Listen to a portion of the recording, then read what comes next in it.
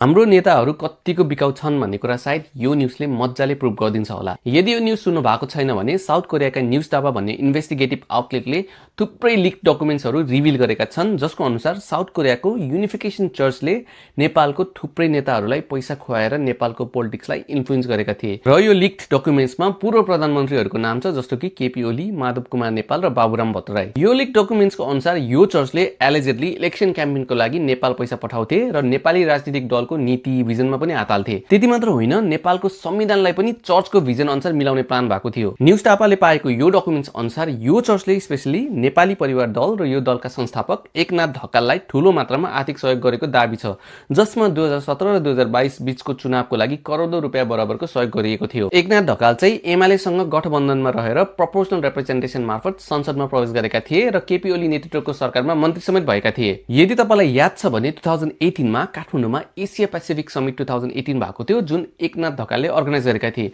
र केपी ओलीले पनि भाग लिएका थिए। हो, यो इभेन्टमा चर्चका फाउन्डरका श्रीमती पनि उपस्थित थिइन्, जसले झन थप शंका गर्ने बाटो दिएको छ। अहिलेको लागि चाहिँ युनिफिकेसन चर्च, नेपाल परिवार दल र नेकपा एमाले सबैले यो सबै आरोपलाई अस्वीकार गरेका छन्। तर कुरा चाहिँ क्लियर छ, यदि यो आरोप साँचो हो भने यो नेताहरूलाई एउटा विदेशी चर्चले त यसरी पैसा खुवाएर आफ्नो इच्छा पूरा गर्न सक्छन् भने बाँकी देशहरूले त झन् के गरेको होलान्।